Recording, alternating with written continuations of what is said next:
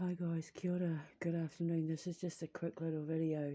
I've just been watching Faces of the Forgotten because the guy, Ron, had just recently done a tour of the UK. And a couple of years ago, I've put it up on my social media and that, but a couple of years ago I had recommended he go to Beliskin Cemetery up in Inverness. And I explained, like it's my family cemetery. And then, of course, when he came here, he did go to Beliskin Cemetery. And I said to him, you would have seen my mum's bench. And I showed him where I had recommended he go and stuff like that. And just every now and then, I watch some of his stuff. But, so I just watched him do Linlithgow Palace with Mary Queen of Scots and that, and it just, oh my god, it makes me just want to hurry up and get out of here and start making these shows. I just want to get out of here. I want to hit the road with my boys and my co-host and my phones and some microphones in there, and just stay in hotels and go from historical place to castle and wherever. Investigating the paranormal and the supernatural and making shows on a brand new channel that I can make, where I can use my products and also explain what's really going on and cross things over when I need to and blah blah blah. And I was just watching him at Greyfriars Kirkyard in Edinburgh. Edinburgh is one of my favourite cities in the whole world, and I made a promise to myself that when I get out of here, one of the things that I am going to do for myself with the money that I get from all of this, before I give it all to the children and the schools and my projects and that, is I'd like to get myself like an apartment in Edinburgh City, and then obviously leave it to my boys so that they've always got that there as an investment if they want to come home, and because they were born in Scotland, so if they want to come home, if they wanted to go to university, their education would be free, and they'd have a place to stay. And I'd really really really really really love to open an alchemist cavern there. And there's just the shows that I could make just in Edinburgh alone. I mean, I'd probably have to be there a good month and do a different show every other day. Like, there's just so many places that I could, like Mary Queen's Close and the whole Burke and Hare thing, and Arthur's Seat, and oh my god, like just oh,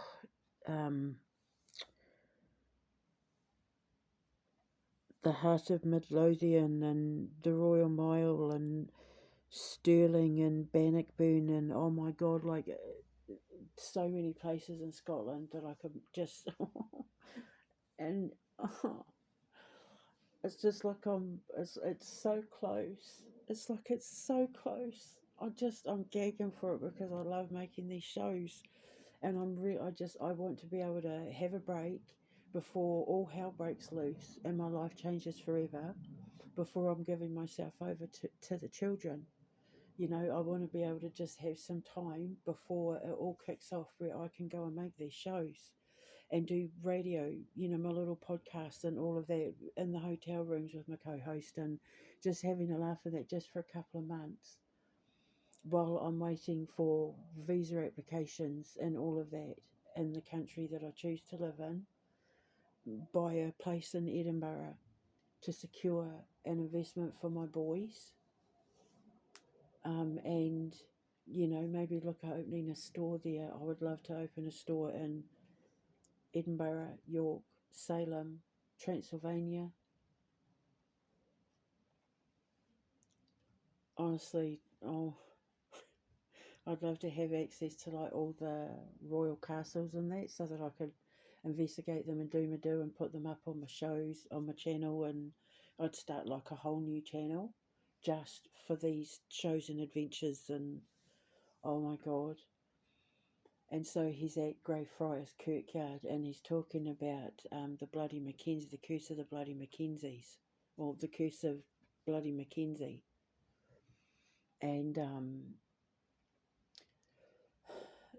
while most of it is hysteria, like the guy that dropped dead and he was saying this will be the death of me, it was obvious that he was going to die. It's obvious that he was foreseeing his death because he was getting ready to die. It's not that he was cursed, it's just that he was starting to die at the time he happened to be making doing that exorcism. It's like God was preparing him for the fact that he was about to die while doing this exorcism. It's not because he was cursed, you know what I mean? It was just a coincidence. It's how it was chosen to be done.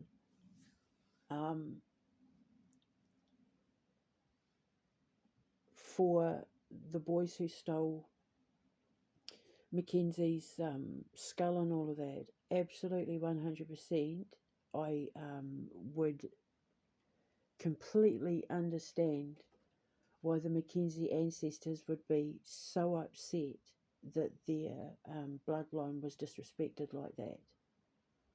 I totally get it. So anybody who received any kind of curse after disturbing those graves, other than the homeless man, because that was completely innocent, the dead would never ever ever hold anything against a homeless person seeking shelter or warmth, as long as there was no disrespect. If they were sleeping in mausoleums or, you know, under their grave seats or anything like that, they would not be punished for that. It was a series of unfortunate events that ended up getting to the point where a man wasn't even allowed to rest peacefully in his grave because him and his ancestors were made a mockery of.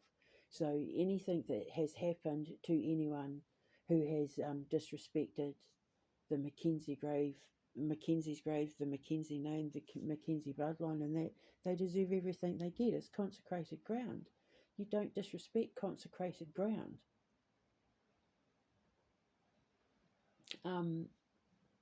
If you've been buried in earth that has been given over to the Lord, you've been granted permission to be buried there. You have the right under universal law to be able to rest in peace. You have been granted peace. Your body has been granted peace, and he was denied it.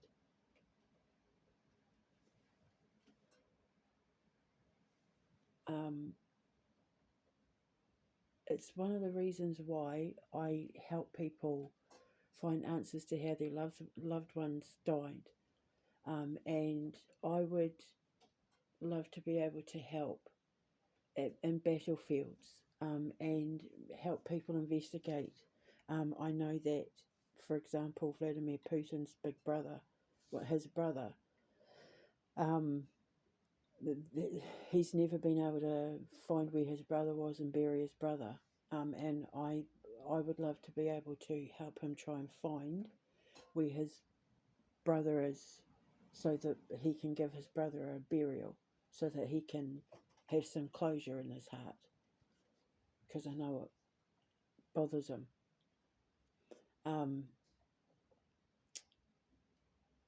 So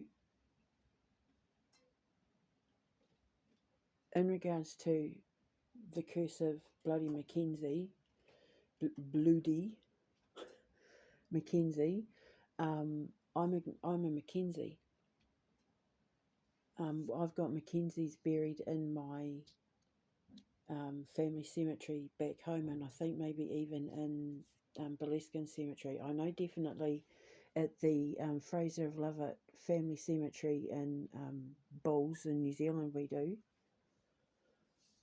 So I'm a Mackenzie, so we'll be connected by blood somewhere along the line. So what I'm saying is that when this is over and I can get out of here and I get to Edinburgh where I'm making my shows, I had already planned to do Greyfriars anyway, and do a show based on the church because of, you know, the myths and all of that. So I will go and I'll use my products and I will calm everything down.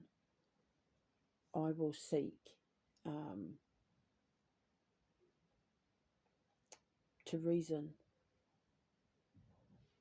with the Mackenzie ancestors who are clearly very rightfully upset, and I will talk to them on behalf of Edinburgh, on behalf of Scotland, to calm everything down. And I'll use my products, and I will talk to them and reason with them, and I'll document it all. So, and then people won't be affected anymore. There needs to be some form of apology on behalf of the people of Edinburgh for allowing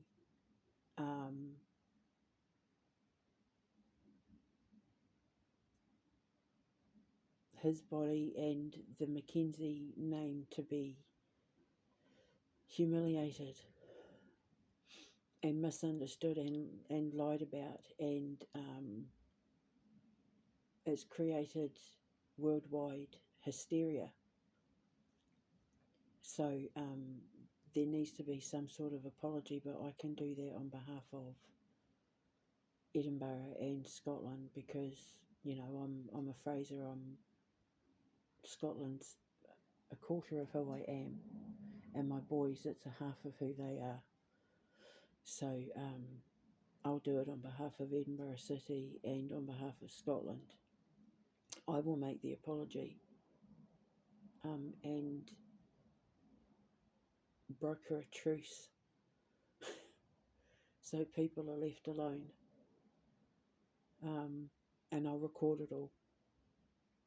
So that's what I've got to say. I'll put a link in the description box with the faces of the forgotten episode that I'm talking about, so you can see what I'm talking about. But I'll go and sort it out, so it'll be taken care of, because that's one of the reasons why I want to do these shows. I want to go to like Normandy, go to the beaches in Normandy, and I want to go to Passchendaele and Ypres and like the Twin Towers in New York and Gettysburg and all of those places, the killing fields. If I could go to them all, I would, just to calm everything down and cross everything over and seek truces for places where the villages or the towns or the cities believe that they're cursed. Like I'll be able to help them figure it out and be like the median, bridging the gap between the living and the dead, to broker a truce when it comes to ancestral and historical curses. I can't wait. I'm so excited. I just need to, come on, hurry up and get me justice so we can get out of here and make these shows. I need to find me a co-host. Lord, drop him in my lap. Bring me my co-host and justice at the same time, and then we can get out of here and make these shows. I'm so excited.